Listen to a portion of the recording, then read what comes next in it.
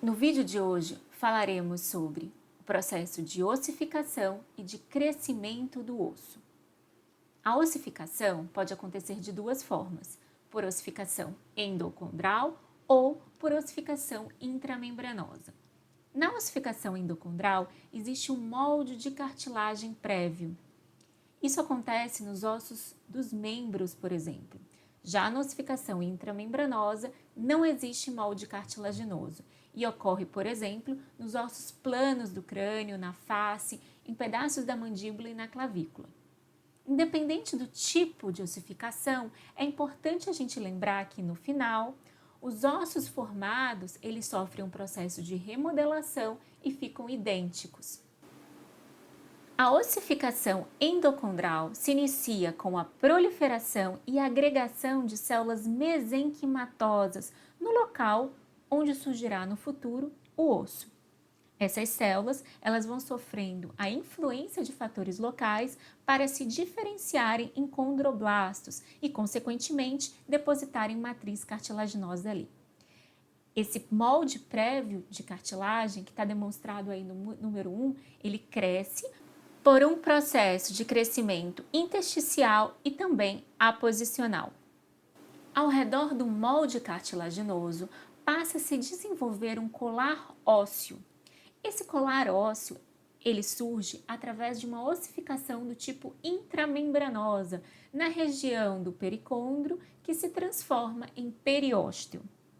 Passa a ocorrer na região duas situações: a hipertrofia dos condrócitos e, posteriormente, a calcificação da matriz cartilaginosa. Uma vez que essa matriz se torna calcificada, ela acaba por impedir a difusão de nutrientes que vêm ali da região ao redor da cartilagem. Então, os condrócitos da região acabam morrendo, deixando, portanto, a matriz calcificada no local. Na região central, começa a ser observado a chegada de novos vasos sanguíneos que vascularizam essa região. Pelos vasos sanguíneos também é possível a chegada, a migração de células mais indiferenciadas, como por exemplo células tronco mesenquimatosas que vão dar origem às células ósseas da região e também células tronco hemocitopoéticas que vão dar origem às células da medula óssea. Se estabelece o centro de ossificação primário nessa região em verde, marcando o local onde as células osteoprogenitoras se transformaram em osteoblastos que passaram a secretar matriz óssea em cima do molde de cartilagem prévio. Então, a ossificação é do tipo endocondral, por quê? Porque o osso é depositado em cima da cartilagem que foi anteriormente calcificada. Esse processo se inicia no centro do molde de cartilagem e vai indo em direção às extremidades conforme as setas azuis. Percebam que, posteriormente, surge um centro de ossificação secundário na região das epífises, onde o processo é semelhante. Esse processo de ossificação se inicia ainda dentro da barriga da mãe, é um processo intrauterino. Mas, depois desse processo inicial de formação do osso, de ossificação, esse osso precisa crescer. Então, é muito importante que nesse processo de ossificação endocondral ainda permaneça uma região conhecida como disco epifisário. A partir desse disco epifisário, que é um remanescente de cartilagem nas extremidades ósseas, na região da metáfise, é que vai acontecer o crescimento longitudinal desse osso.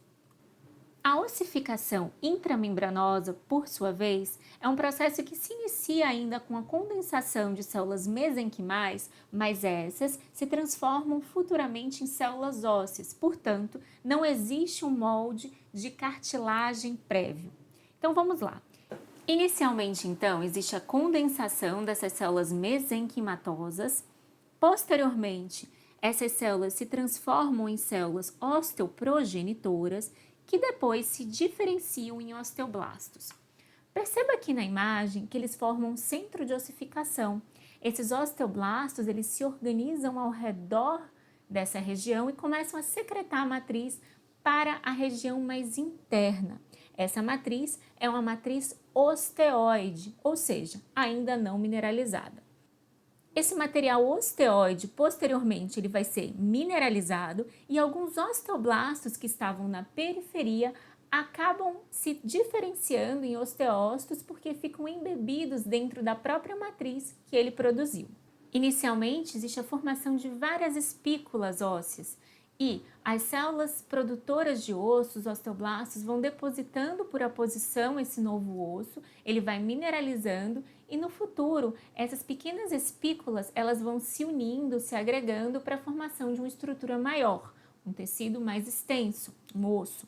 Agora, é muito importante que tanto na ossificação intramembranosa como na endocondral, o primeiro osso a ser formado é um osso primário, é um osso que ainda precisa de remodelação, né, de ajuste por parte de osteoclastos e osteoblastos para que ele se transforme no osso maduro, que aí vai se organizar em osso cortical e em osso esponjoso ou trabecular. Então, ambos os ossos precisam desse processo de remodelação para se tornar um osso maduro, um osso secundário. Agora que a gente já falou sobre o processo de ossificação, tanto endocondral quanto intramembranoso, é importante a gente perceber que esse osso precisa crescer. Esse osso precisa crescer longitudinalmente. E isso acontece a partir da cartilagem epifisária. Então vamos conhecê-la. Na seta em azul, a gente consegue perceber a localização dela no osso longo. A seta amarela indica a primeira região, que é conhecida como zona de cartilagem de reserva. Observe ela tanto no desenho esquemático quanto no desenho da direita. Essa região é marcada como uma região de repouso, onde não existe proliferação celular de fato. A segunda zona chama zona de proliferação. Alguns autores chamam zona de cartilagem seriada, porque se a gente observar de perto aqui com a seta verde e também circundado com uma linha verde, a cartilagem ela forma pequenas fileiras, né? Nesse local ocorre a divisão e organização dessas células da cartilagem em verdadeiras colunas. Nesse local existe também a produção de matriz colágena. Na zona de hipertrofia, que aqui está marcado com a seta rosa, é uma região onde a cartilagem está aumentada, está hipertrófica. Nesse local, o citoplasma é bastante claro pelo acúmulo de substâncias no seu citoplasma. Além disso, observa-se a liberação de fatores que acabam por estimular a chegada de novos vasos sanguíneos nesse sítio. A cartilagem, em seguida, torna-se calcificada. E esse processo é muito importante porque, quando a cartilagem se calcifica, prejudica a difusão de nutrientes, o que acaba culminando com a morte dos condrócitos. Portanto, o arcabouço de cartilagem permanece, no entanto, as células da cartilagem não estão mais ali presentes. No segundo momento, ocorre a invasão, a chegada de células ósseas a partir da circulação, células primeiro indiferenciadas e depois se diferenciam em células ósseas para a deposição de novo osso sob um molde cartilaginoso. Esse processo é um processo constante. É possível observar nesse sítio regiões de cartilagem sendo invadidas por células ósseas. A cartilagem do disco epifisário, ele mantém o processo de crescimento e, para tanto, a sua espessura, ela precisa permanecer relativamente constante durante todo o processo de crescimento. Isso significa que, se o osso invade a cartilagem, nessa região de reabsorção, nova cartilagem precisa ser formada na zona de proliferação.